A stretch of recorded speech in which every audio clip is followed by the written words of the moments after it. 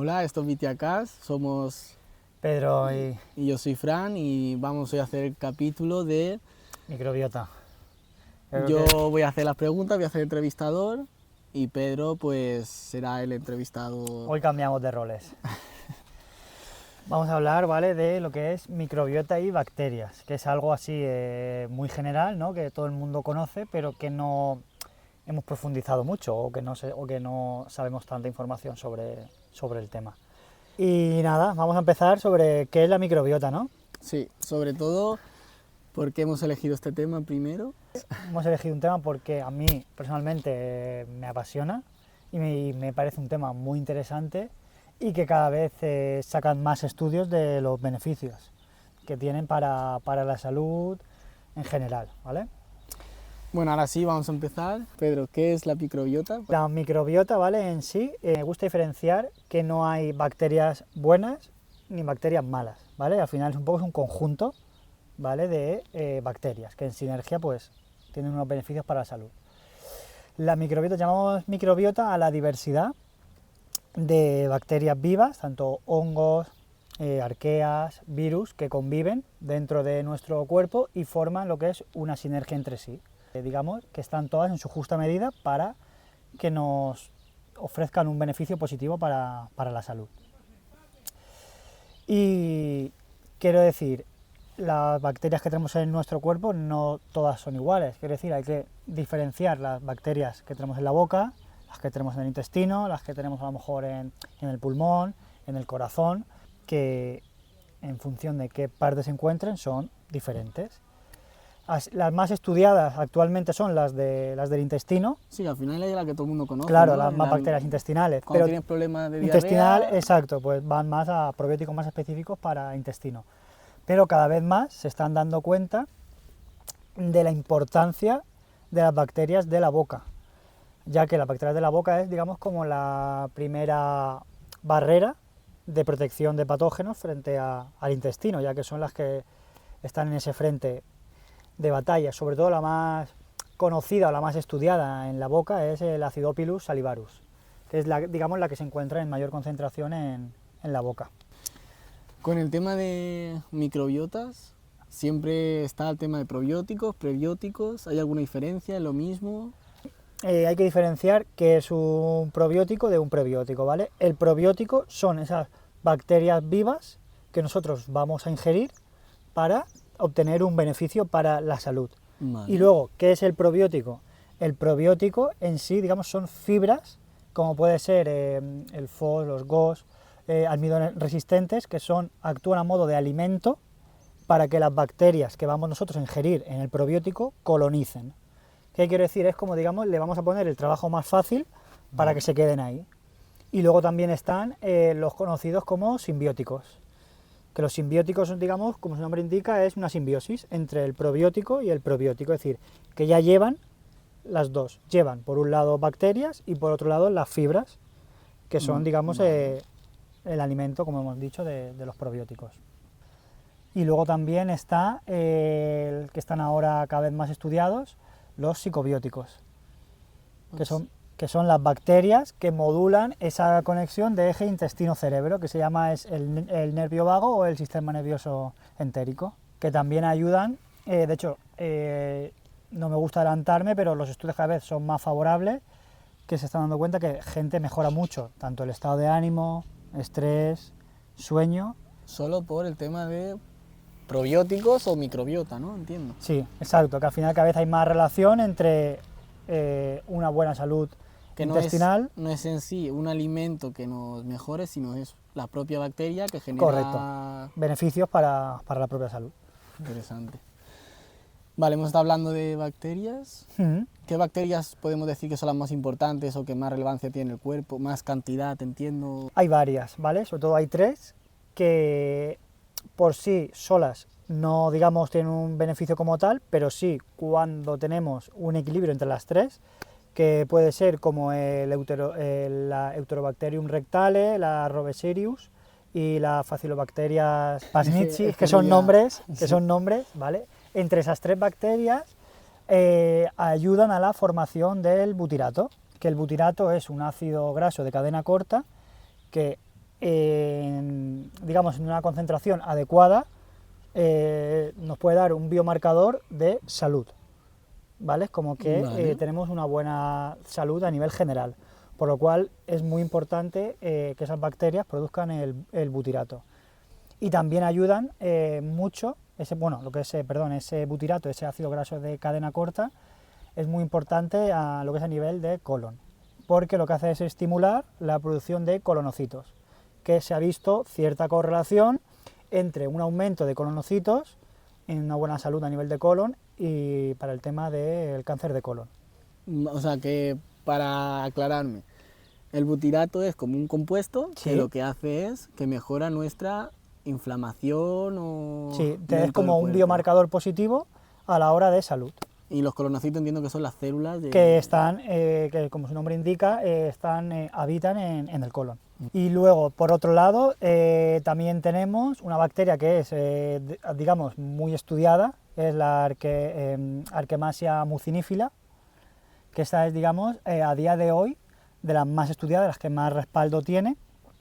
Esa, sobre todo, está muy relacionada a nivel de mucosa intestinal, regulación del metabolismo, metabolización de los azúcares, y entonces hay muchos estudios que cada vez indican que se pueden utilizar para la pérdida de peso. Es como una alternativa a los fármacos que están hoy en día tan de moda.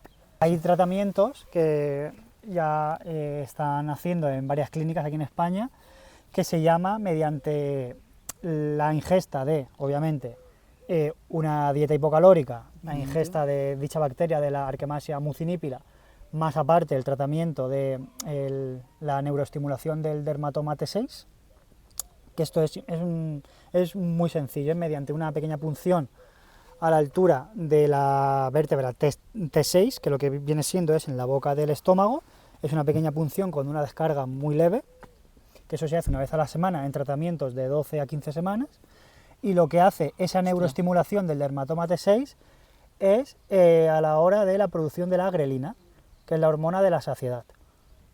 Esa lo que hace es que produzca... O sea, es como te quita la ansiedad...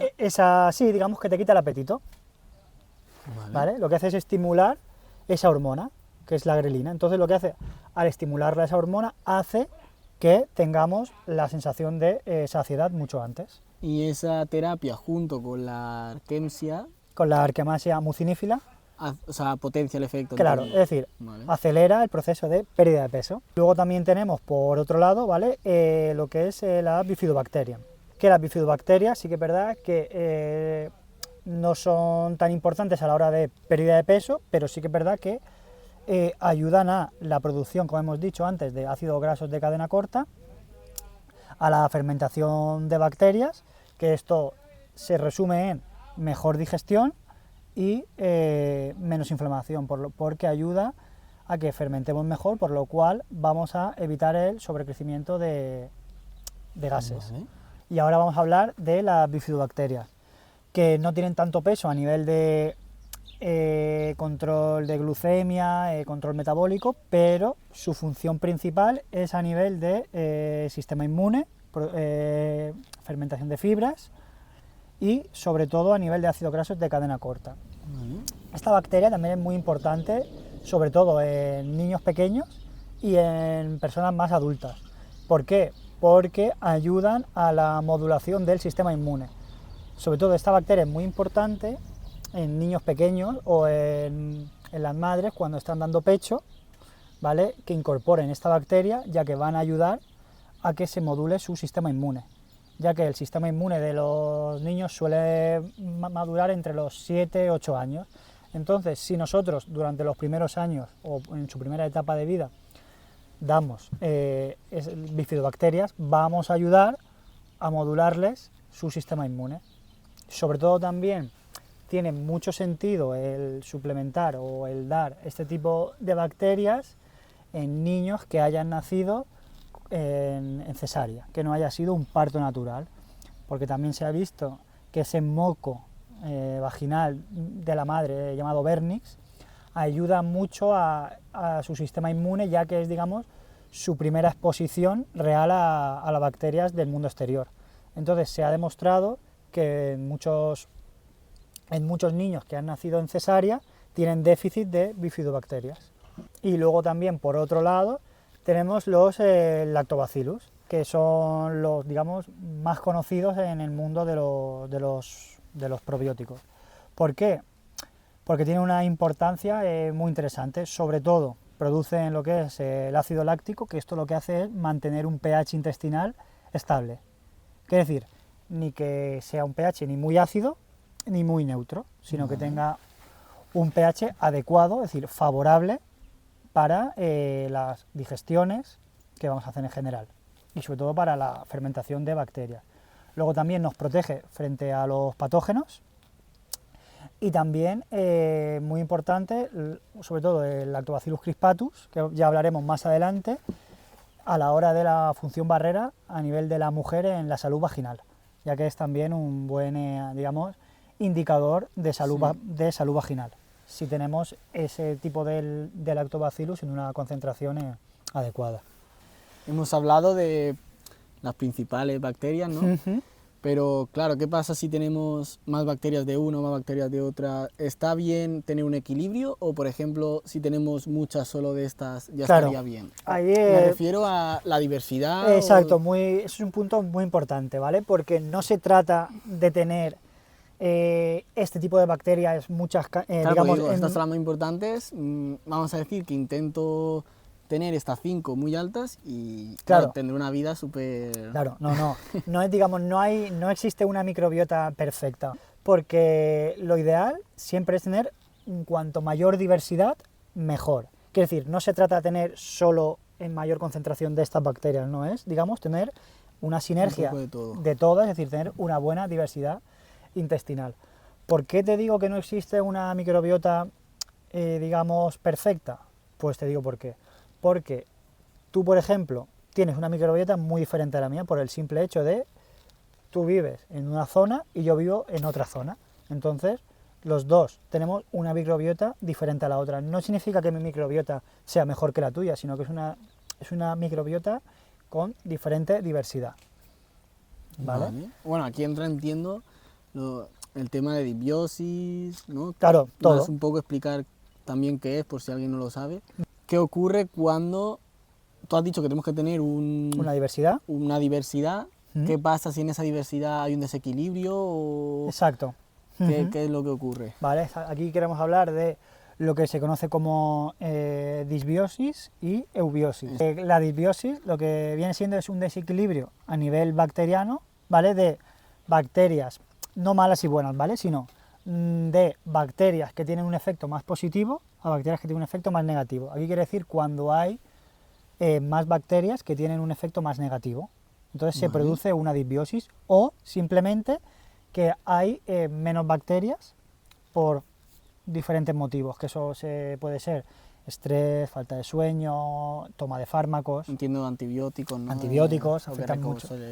Y la eubiosis como tal se entiende como al bienestar intestinal, es decir, cuando hay un equilibrio microbiano a nivel general, sobre todo lo que es a nivel intestinal, que es cuando decimos que vamos bien, es decir, tenemos buenas digestiones, nos encontramos en un buen estado de salud, dormimos bien, es decir, no nos sienta mal los alimentos, es decir, en general, digamos, una buena salud intestinal, cuando hablamos de eubiosis.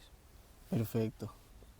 Yo sí que es verdad que había escuchado la disbiosis, pero más en tema de, bueno, lo típico, ¿no? Firmicutes con bacteroidetes. Exacto, lo que esa es, relación. exacto. Entiendo que no es que muchas veces se toma en cuenta como el firmicutes es malo, pero en realidad la firmicutes es que te aporta más energía. Correcto. Entonces, pues alguien que tiene obesidad sí que es verdad que a lo mejor le afecta más porque no quiere más energía, al revés, quiere perder peso, quiere... Que muchas veces se demoniza que es lo que tú dices, pero no es que sea ni buena ni mala. Sino... es un equilibrio. Claro, tienes que tener firmicutes porque son las que te dan energía. Correcto. Pero también tienes que tener bacteroidetes para no tener esa inflamación entiendo, ¿no? Sí, es que es lo que he escuchado mucho porque... Sí, genial, sí. Un buen apunte sí que se me había pasado.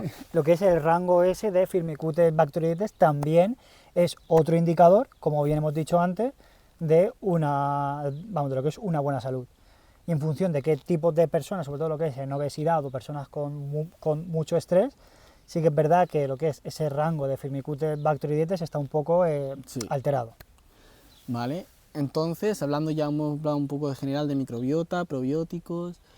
¿Cuándo tiene sentido tomar un probiótico? Sí que es verdad que el probiótico, vamos a decirlo, en sí no es magia, ¿vale? Sí que es verdad que es una buena herramienta, es decir, nos va a ayudar. ¿A quién va dirigido? Pues si una persona está sana, es decir, sin ninguna patología aparente, no es me tomo un probiótico por si acaso, que eso a veces en consulta sí que nos ha pasado mucho, que dice la gente, no, yo simplemente me lo tomo por tomármelo, pero sí, por si acaso. No, a ver, tampoco hay que tomar un probiótico por si acaso si no tienes una necesidad. Yo me iría más cuando hay ciertas alteraciones, por ejemplo, malestares intestinales, diarreas, has estado en un proceso de toma de antibióticos durante un periodo largo de tiempo. Por ejemplo, sobre todo nos pasa mucho en consulta cuando vienen pacientes que han estado en un tratamiento largo de antibióticos, por ejemplo, contra la Helicobacter pylori.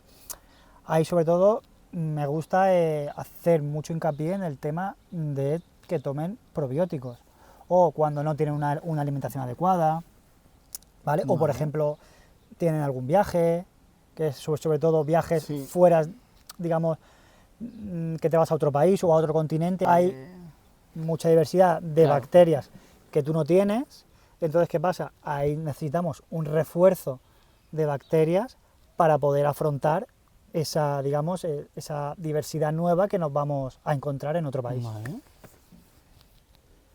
¿Hay algún tipo de probiótico mejor que otro o son todos iguales? Vale. ¿Cómo podemos diferenciar realmente lo que nos hace falta en este momento o otro tipo de probióticos que...? Exacto, no es todos los probióticos son iguales, ni todos los probióticos valen para todo. ¿Por qué? Porque hay que diferenciar según el tipo de bacteria, el tipo de cepa. Entonces, no es lo mismo, te voy a mandar, que me ha pasado mucho, nombre comercial, aunque no me guste decir nombres comerciales, Ultralebura, que lo mandan para todo. Sí. ¿Vale? Es decir, el Ultralebura tiene su cavidad, pero no vale para todo. Por ejemplo, algo muy típico, la diarrea. Queremos un poco diferenciar qué bacterias son más específicas para modular esa diarrea y no cortarla, ¿vale? Que vamos a hablar del Saccharomyces boulardii, el Lactobacillus reuteri y el Lactobacillus rhamnosus, GG. Cabe recalcar, ¿vale?, que el Saccharomyces boulardii no es una bacteria como tal, es una levadura, ¿vale?, lo que se conoce como un hongo, ¿vale?, que ese sí que es más conocido. Luego, por otro lado, tenemos el Lactobacillus reuteri y, por otro lado, el Lactobacillus rhamnosus, que a lo mejor es más conocido, el vivos, que son los nombres más comerciales que se le da para los bebés, para el tema de los cólicos, en pequeñas diarreas y demás. Pero, ¿vale? Por ejemplo, para alguien que quiere cortar esa diarrea o tal, ¿realmente corta la diarrea o actúa de otra forma? Porque hay medicamentos, por ejemplo, que te cortan la diarrea, que a veces no es lo mejor, o claro, sí, no exacto. sé, eso... Aquí, muy buena pregunta, ¿vale? Aquí me gusta diferenciar muy bien, como bien has dicho, están las moléculas químicas, algunos medicamentos para cortar esa diarrea, que es más conocido el Fortasec, que es la loperamida, a diferencia de, por ejemplo, Saccharomyces boulardii. ¿Qué diferencia hay? Porque uno... Claro, a mí lo que me gusta diferenciar y que la gente sepa, ¿vale?, que si tú, por ejemplo, tienes una diarrea causada por a nivel bacterias, es decir, es una diarrea bacteriana, aquí tiene más sentido que tomemos el Saccharomyces boulardii, porque lo que va a hacer es no cortar esa diarrea, sino la va a modular y va a ayudar a expulsar esa bacteria que nos está, digamos, haciendo esa disbiosis intestinal que nos está causando una diarrea. Entonces, a diferencia del Fortasec, el Fortasec eso lo que hace es ralentizar esa motilidad intestinal para cortar esa diarrea, pero claro, entonces estamos dejando dentro del propio organismo esa bacteria patógena, y aquí lo que queremos es eliminar esa bacteria, por lo cual sí que es verdad que no te va a cortar igual de rápido, pero claro, porque con la bacteria lo que estamos ayudando es... Pero vas a tratar esa diarrea. Estamos tratando esa diarrea y modulándola para eliminar.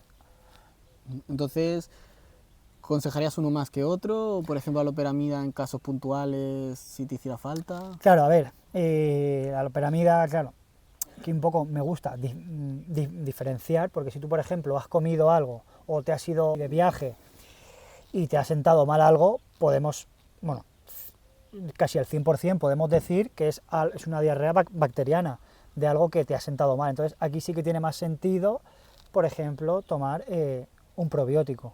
Vale. ¿Dónde te diría que no tiene tanto sentido tomar un probiótico, a lo mejor más un Fortasec? A ver, es un tema que no me compete y tampoco me gusta meterme mucho, pero por ejemplo, lo que te puedo decir, quimioterapia, que te suele sentar a veces con náuseas y demás, ahí sabemos que esa diarrea no es causada por una bacteria, ahí viene más por el tema de la medicación en sí. Entonces ahí a lo mejor sí que tiene más sentido que su médico, su oncólogo, le dé un Fortasec.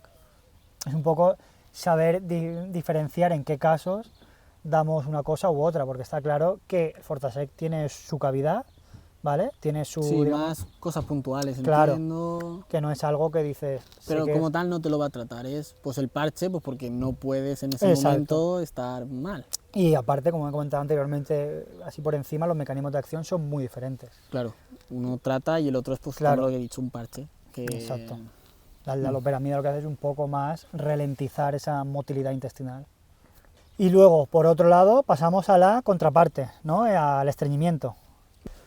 Que también el estreñimiento pues, está muy a la orden del día. Sí. Cada vez más gente tiene más problemas intestinales. Aquí esto se puede producir bien a una baja motilidad intestinal o muy lenta motilidad intestinal, o por un déficit de ácidos grasos de cadena corta. Motilidad intestinal, para que todo el mundo lo entienda siendo muy experto, es... Vale, digamos los movimientos que hace el intestino para lo que es ese bolo alimenticio que llegue al final del colon. Cuanto más lento, pues más ese foco, ese... Sí, digamos el bolo fecal, que no me salía, tarda más en llegar a lo que es a la parte del colon para poder eliminarlo. Y también es verdad que aquí influyen mucho las bacterias, porque si el bolo fecal llega a la parte del colon, digamos, muy duro, es decir, que no se ha fermentado como se tiene que haber fermentado, que ese estreñimiento, aparte, va a causar con dolor a la hora de defecar esas heces. Obstrucción. Exacto, porque el bolo está muy denso por la falta de bacterias que ayudan a que fermente. Vale. Y aquí me gusta recalcar varias bacterias, sobre todo la Bifidobacterium lactis, que hay dos tipos. Que nos he apuntado porque son nombres... Es que lo estaba leyendo. Claro, la Bifidobacterium lactis, hay sobre todo las dos más estudiadas, es la HN019 o la BB12. Especialmente la HN019 es la que más está estudiada para mejorar esa motilidad intestinal y aliviar el estreñimiento. Luego, por otro lado, tenemos la Bifidobacterium longum, que esa va más enfocada no a esos movimientos de motilidad, pero sí a la fermentación de esas bacterias, para lo que es evitar que ese bolo fecal esté muy denso.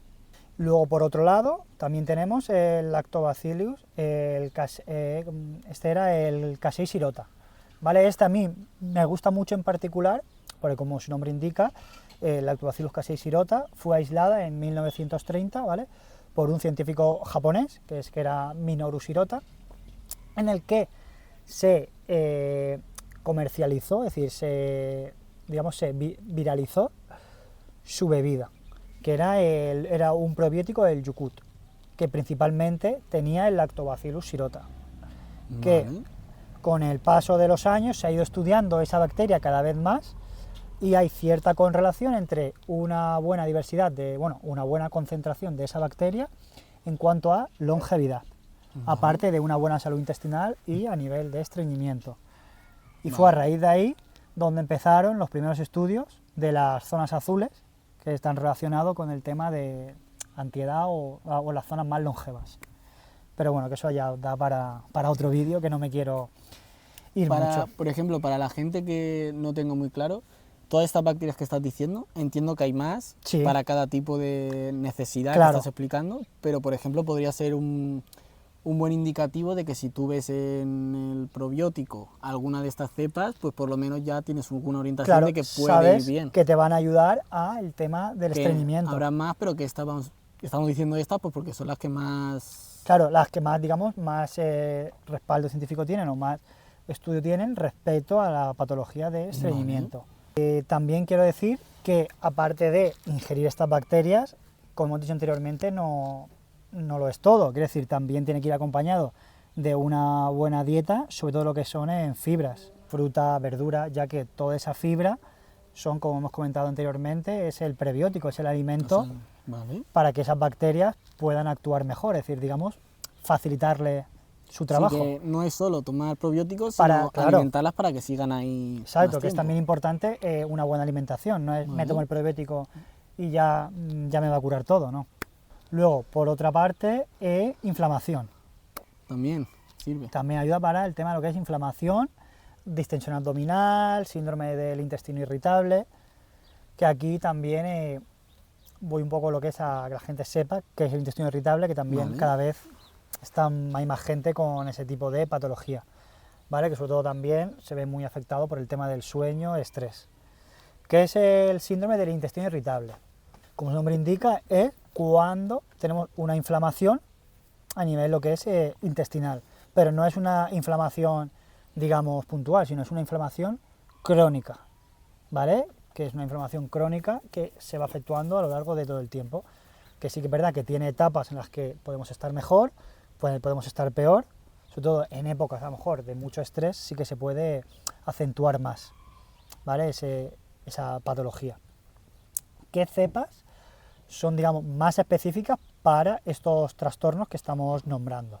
Sobre todo son la Bifidobacterium infantis, la 35624, que quiero también un poco aquí que la gente entienda cuando estamos hablando de bacterias y un código numérico, que la gente sepa ese código numérico a qué es, ¿no? Digamos, sí. ¿Vale? Porque pueden haber de la misma bacteria diferentes códigos numéricos. ¿Qué quiere decir el diferente código numérico de cada bacteria? Es, digamos, para que nos entendamos, el DNI, quiere decir, es la identificación de cada bacteria, ya que dentro de la misma especie, pues, pueden haber diferentes variaciones, ¿vale? Es como, digamos así... O sea, aunque digamos Bifidobacterium infantis, que es la especie, puede haber muchos tipos.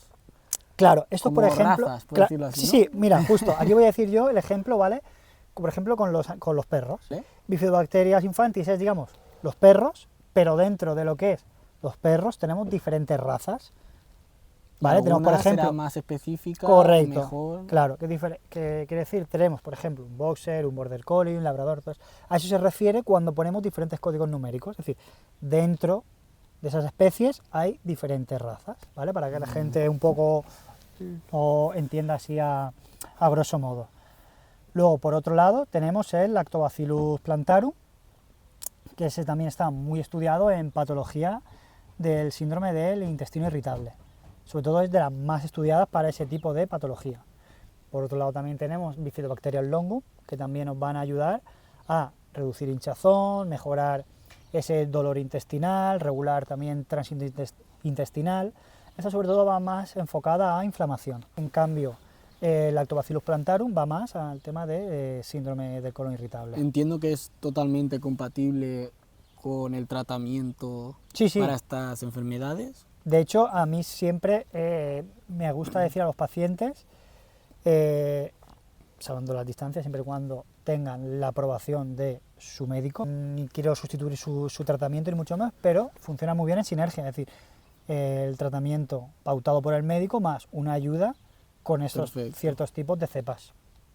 Por otro lado tenemos gases e hinchazón, ¿vale? Que muchas veces decimos, tengo gases y no sé de qué. Sí. Si no he comido o no he comido tanto o ha sido comer muy poco y ya tengo gases. ¿A qué se debe esto? ¿Vale? Se debe principalmente a la fermentación de bacterias.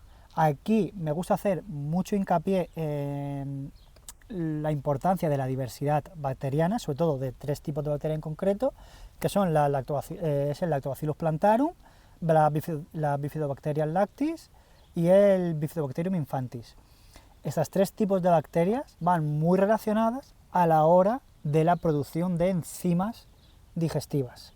Si no tuviéramos en mayor cantidad estos 3 tipos de bacterias, no tendríamos suficientes enzimas digestivas para poder digerir alimentos. Por eso muchas veces decimos, no he comido tanto y me noto una inflamación, es decir, unos gases, pues eso muchas veces puede ser a un déficit de estas bacterias que a su vez viene produciendo un déficit de enzimas digestivas para poder digerir toda esa comida. Que te corte, para las enzimas digestivas, ¿qué son exactamente? Porque a lo mejor alguien que no está tan metido en el tema, sí, porque yo aquí a lo mejor me pierdo un poco más. Las enzimas digestivas, vamos a partir de la base que si, por ejemplo, nuestro intestino estuviera totalmente aséptico a nivel de bacterias, nosotros solo tendríamos entre 17 y 20 tipos de enzimas. Que las enzimas lo que hace es ayudar a digerir esos alimentos, eso lo que hace es romperlo en moléculas más pequeñas para que así se puedan digerir mejor. Digamos, para que tengan más biodisponibilidad para las bacterias. Lo que hacen las enzimas es predigerirlas, es decir, lo que nosotros estamos ingiriendo, lo que hace es predigerir esos alimentos en, digamos, moléculas más pequeñas para que las propias bacterias puedan digerirlas. Aquí me cabe recalcar, por ejemplo, en intolerancias a la lactosa. ¿Qué pasa con esa lactosa? Que si tú no tienes la llave para romper esa lactosa y poder digerirla por falta de lactasa, que es esa enzima, ¿qué pasa? Que si tú tienes digamos, por ejemplo, cuando ingerimos alimentos ricos en lactosa, al tener déficit de esa lactasa, que es la llave que rompe esa lactosa para poder digerirla, que es una enzima digestiva, claro, ¿vale? Esa bacteria no va a poder digerir esa proteína porque no tiene esa enzima, es decir, esa lactasa, que es lo que hace que pueda digerirla. Acá, digamos, es la llave para poder romperla y poder digerirla. Por eso la gente que es intolerante a la lactosa puede ser porque tenga déficit de este tipo de bacterias. Vale. Entonces, al tener déficit de este tipo de bacterias, puede influir en el tema de intolerancias alimenticias. Sí, que hay muchos factores y uno de esos factores podría ser... No quiere decir que sea 100%, pero... Vale. Con relación a los gases e hinchazón que estamos hablando, las dietas FODMAP, he escuchado hablar, pero realmente son eficaces para el tema de problemas de gases, hinchazón. A ver, van muy bien, pero cabe recalcar que es una herramienta más. Que las dietas bajas en FODMAP principalmente son bajas en azúcares, ¿vale? Lo que son y fibras de digestión rápida, como viene siendo lo que son el consumo de ultraprocesados a nivel general, pero sobre todo son dietas que quieren lo que es una fermentación más lenta, lo que es a nivel intestinal, que son dietas siempre y cuando supervisadas por un profesional de la salud, ¿vale? Por un nutricionista que esté especializado en lo que es en este tipo de dietas, que lo que hace son dietas pautadas cada 2 semanas, van haciendo restricciones de alimentos en las que el paciente va apuntando que le va sentando mejor y que le va sentando peor. Entonces, mediante un proceso de suele ser 2 y 3 meses, ya se saca una conclusión real de qué alimentos le pueden ir mejor o peor según su microbiota. Entonces, es una buena herramienta para ayudar a modular esa microbiota y tener una mejor respuesta a esa inflamación, hinchazón, intolerancia. ¿Y esa fermentación, por qué es mala que sea rápida y por qué es mejor que sea lenta? Cuando tenemos, digamos, una fermentación más rápida, ¿vale? Ahí tenemos más probabilidad de que se produzca ese metano, que es, digamos, la producción de gases. Claro. Y cuando la fermentación es más lenta, evitamos esa producción de metano. Que se acumule. Exacto. Luego, por otro lado, las malas digestiones o dispepsia. A veces el problema no es solo de la microbiota. A veces también esas malas digestiones vienen también por factores externos, como puede ser el tema del estrés, el sueño, digestiones lentas debido a un bajo ácido gástrico, que ese bajo ácido gástrico se debe principalmente en pacientes que de manera crónica están tomando los conocidos los IBPs, que son los inhibidores de la bomba de protones, como puede ser el más conocido, el omeprazol, que hoy en día creo que todo el mundo ha oído hablar del omeprazol, ¿no? Pues al final, todo esa toma de omeprazol prolongada en el tiempo, lo que va a hacer es inhibir la producción endógena, es decir, la producción propia de ácido gástrico, y eso va a repercutir en la digestión, es decir, por lo cual va a tener una digestión más lenta.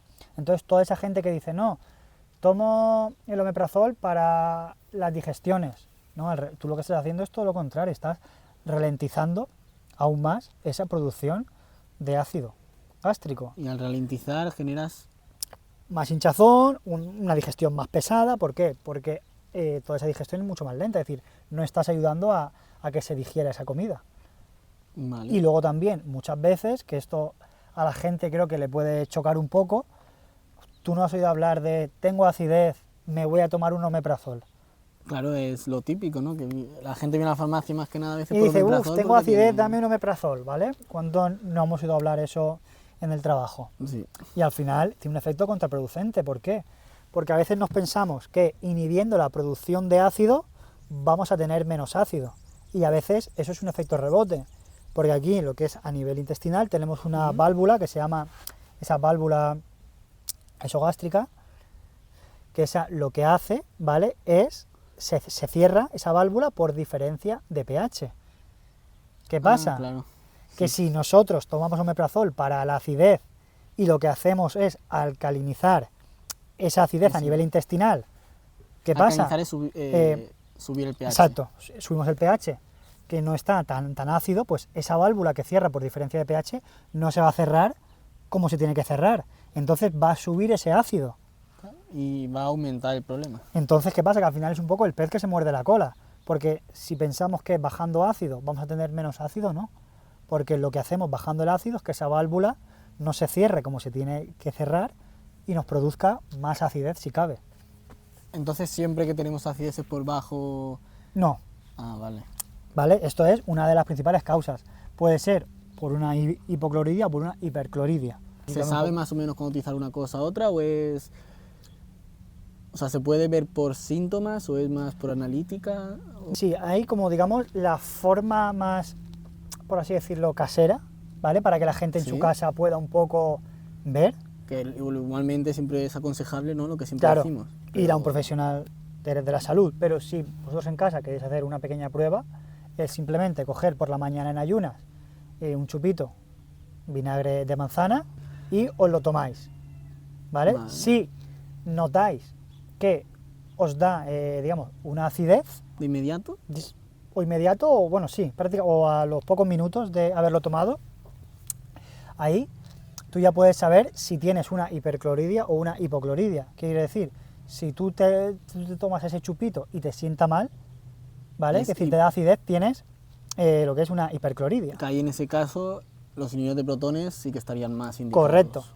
Exacto, porque al fin y al cabo todo tiene su cavidad, ¿vale? Que ese medicamento tiene su cavidad en una hipercloridia o en pequeñas úlceras que hay, lo que es a nivel intestinal. Entonces es cuando sí que tiene más cavidad. Pero si tú no tienes ninguna de esas dos patologías, no tiene sentido tomarte para la acidez o para las digestiones el omeprazol. Si te tomas el chupito y te sienta bien, es... que tienes una hipocloridia. Porque el vinagre entiendo que... Un pH más ácido, lo que ayuda es a acidificar el pH intestinal. Muy curioso, eso la verdad que me parecía muy interesante porque... Sí, no, es algo curioso que la gente puede probar ahí en sus casas. Luego también así pequeños tips para la hora de las digestiones. Sí. Pues puedo decir, masticar bastante la comida, comer despacio y sobre todo el tema de las horas del día, es decir, intentar comer durante las horas del día. ¿Por qué? Porque si hacemos una comida muy pesada por la noche, uno, que nos va a interferir a la hora de conciliar el sueño, y dos, cuando una vez que ha caído el sol, el cuerpo ya está entrando en modo noche, entonces, digamos, no está tan centrado en la digestión, sino más en recuperar. Por eso también es interesante intentar comer en horas del día. Y ahora pasamos a psicobióticos, que estos psicobióticos lo que nos hacen es modular el estado de ánimo, estrés, ansiedad, sueño. Estos probióticos, ¿qué es lo que hacen en sí? Aparte de, como hemos dicho, nos ayudan a digamos, modular ese estado de ansiedad, estrés, sueño, todo eso se debe a porque esas propias bacterias intestinales son las encargadas de producir la serotonina, dopamina, es decir, esas hormonas que nos van a ayudar al estado de ánimo, también a la producción de triptófano y melatonina, que nos va a ayudar también al tema del sueño. También producen sustancias antiinflamatorias, que todo eso nos va a ayudar a nivel sistémico, a ayudarnos al tema del sueño, estrés, depresiones. Hay algunos estudios, sí que es verdad que a lo mejor muy reciente hablar de ellos, pero de cara al futuro tienen muy buena pinta. En Estados Unidos, creo que si no me equivoco, en Florida, hay varios centros de psiquiatría en los que están administrando a sus pacientes estos psicobióticos y se están dando cuenta que tienen efectos muy beneficiosos a la hora de, sobre todo en trastornos Pero entiendo que de la es conducta. un estudio, ¿no? Claro, son estudios. Vale. Pensaba que... Vale. No, son estudios que están haciendo con ciertos tipos de psicobacterias, o que vienen siendo psicobióticos, en el tema de los trastornos y en depresiones muy cronificadas en el tiempo. Ostras. Dice que tiene pinta que van promete, ¿no? Sí, que van a ser muy, muy prometedores. Hemos hablado ya de las cepas más importantes en cada patología, pero alguien que quiere ir a por un probiótico porque se encuentra mal, ¿en qué cosas debe fijarse? ¿No? ¿Son todos iguales? ¿Tienen la concentración? Perfecto. ¿Cuánto tarda en hacerte efecto? A lo mejor también... la dosis suele estar entre 1000 y 10.000 millones, ¿vale? De unidades formadoras de colonia, de bacterias. Que eso se especifica en lo que es en la caja de los probióticos, te pone UFC. Que ese UFC significa, ¿vale? Lo que os he comentado, lo que es unidades formadoras de colonias. Lo entiendo que es como se mide la concentración, exacto, de bacterias que hay. Lo ideal es eso, entre 1000 y 10.000. Hoy en día, en función de qué tipo de patología en concreto, podemos encontrarnos desde 1000 hasta 10.000. Pero eso es un mínimo, exacto. Vale. ¿Vale? Millones de unidades formadoras de colonias. Luego, por otro lado, ¿cuánto tiempo suele tardar la gente en notar esos efectos? Pues aquí varía mucho, porque no es lo mismo una disbiosis más severa que una disbiosis no tan severa, quiero decir, en función de tu desequilibrio a nivel intestinal vas a notar el efecto en mayor o menor tiempo, pero normalmente suelen ser entre 4 y 8 semanas, ¿vale? Lo que la gente suele empezar a notar esa cierta mejoría. Sí que es verdad que tengo pacientes que a lo mejor en 2-3 semanas ya me han dicho, mira Pedro, ya me empiezo a notar esa mejoría a nivel intestinal, ¿vale? Pero no suele ser la norma general. Hemos hablado de bacterias. En la definición de microbiota también has hablado de que hay virus, bacterias y hongos. Hemos hablado del hongo del Saccharomyces, bacterias, o sea, los probióticos en general. De virus también... Vamos a hablar. Sí, porque la gente... modulan, exacto, ¿no? La gente demoniza mucho a los virus. Y la gente tiene que entender que en nuestro microbioma, ¿vale? Lo que es en nuestro ecosistema bacteriano, también conviven, son parte de nuestra microbiota esos virus. Que esos virus también tienen cierto peso porque van a ayudar a la modulación de esas bacterias. ¿Qué quiere decir? Esto es, los dos tienen que convivir juntos. Claro.